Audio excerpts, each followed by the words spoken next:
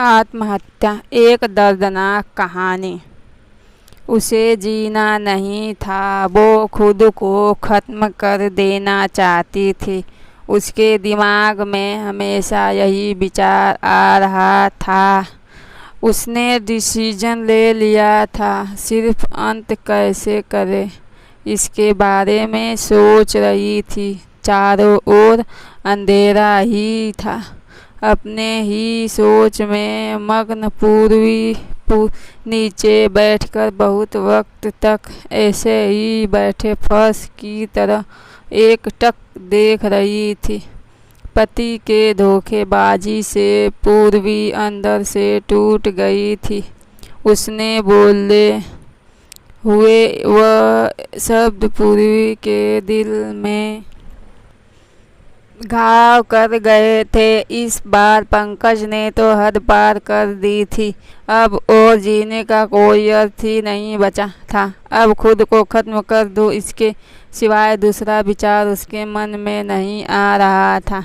दोनों बच्चे गहरी नींद में थे। एक नज़र उनकी तरफ देख उनके सिर पर प्यार से हाथ फेरा। आंखों में आंसुओं की धारा बहने लगी थी।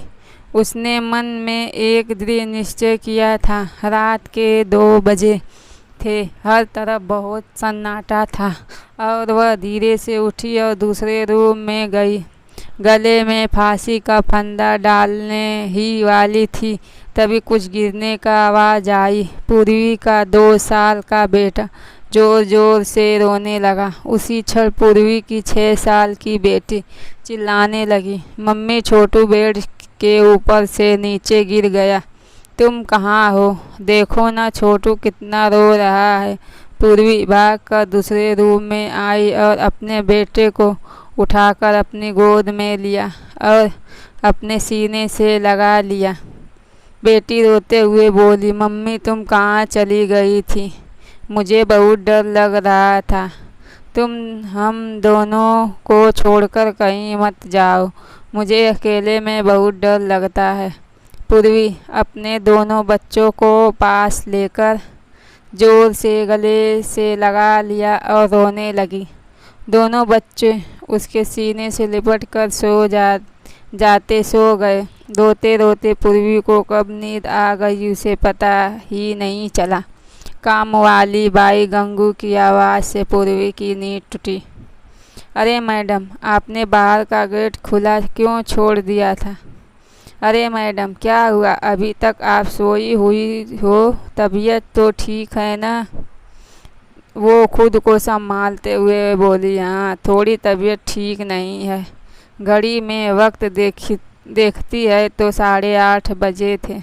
आज तुम्हें आने में इतनी देर क्यों हो गई? मैडम, चौथी गली में मेहता जी रहते हैं ना, उनकी बहू ने फांसी लगाकर आत्महत्या कर ली। 2 बच्चे हैं उनकी एक 10 साल की बेटी और 6 साल का बेटा है। यह सुनकर पूर्वी के कलेजे को धक्का लगा। अपनी साड़ी ठीक करके उसने पूछा, कब हुआ? गंगू ने बोला, रात को हुआ मैडम। मैंने ऐसा सुना है कि उसके पति की दूसरी औरत से संबंध थे। कम वक्त अभी तक नहीं आया। अचानक पूर्वी ने गुस्से से बोली, अच्छा किया वह आया या नहीं आया उसके क्या फ़र्क पड़ता है? अब वह थोड़ी ना देखने आने वाली है।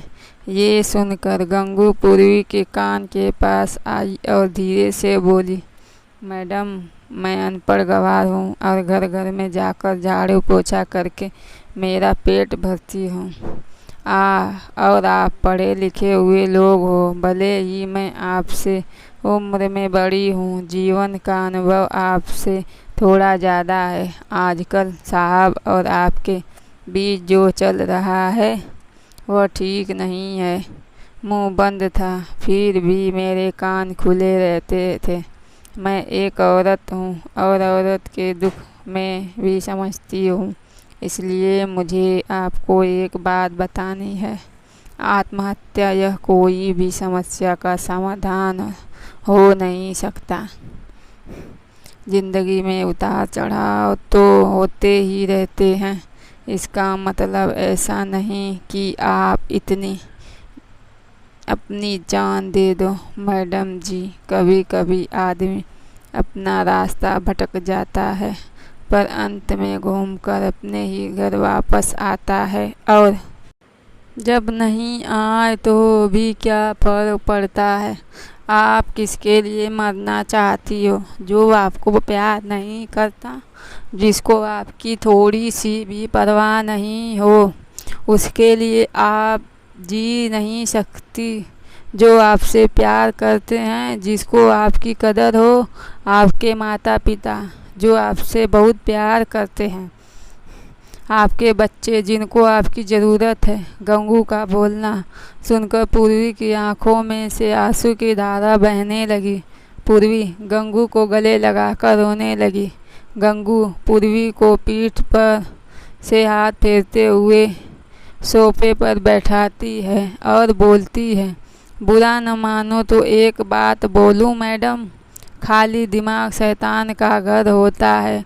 आप घर में बैठकर फालतू बातों को सोचते हो। मैं आपके घर में काम करने के बाद मैं 9 से 3 इस वक्त स्कूल में झाड़ू लगाने जाती हूँ। वहाँ के प्रिंसिपल मैडम बहुत अच्छी हैं। आप तो पढ़े हुए हो, अगर आप बोलती हो तो मैं आपके लिए टीचर का काम करने का पूछूं क्या?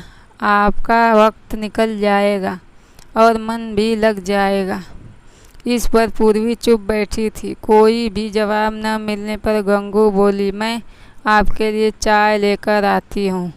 और गंगू काम करने लग जाती है। काम निपटा कर बोलती है, मैडम मैं जाती हूँ। उतने में पूर्वी उससे बोलती है, रुको गंगू, तुम स्कूल में मेरे लिए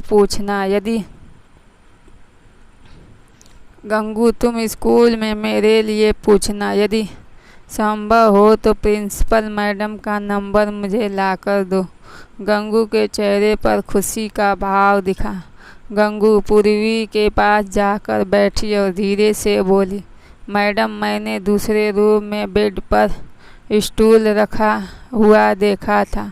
ऐसा आप कभी भी मत करना। यह आपका घर है। इसे बचाने को आपसे हो सके वह कीजिए। बिना लड़े आपने हार मान ली। गंगू पूर्वी के हाथ अपने हाथ में लेकर बोली, मैडम एक फिल्म में एक हीरो ने एक डायलॉग बोला था, लड़ाई लड़कर जीती जाती है, मरकर नहीं, क्योंकि मुर्दे कभी लड़ नहीं सकते। गंगू हाथ नचाते हुए ऐसे बोलने लगी। यह देखकर पूर्वी को बहुत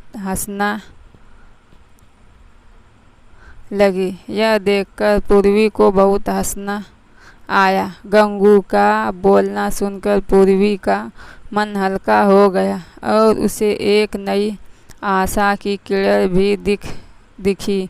वह अलमारी में से अपने सर्टिफिकेट निकालने लगी। पति पत्नी का रिश्ता यह बहुत स्नेही होता है। भगवान को यही दुआ करती कि कोई भी पति पत्नी के जीवन में ऐसा मोड़ नहीं आना चाहिए। अगर आए भी तो आत्महत्या ये उसका इलाज नहीं है। जीवन में कोई भी समस्या का आत्महत्या यह समाधान हो नहीं सकता। Please subscribe my channel. Please subscribe my channel. Please subscribe my channel. Please subscribe my channel. Please subscribe my channel. Please subscribe my channel.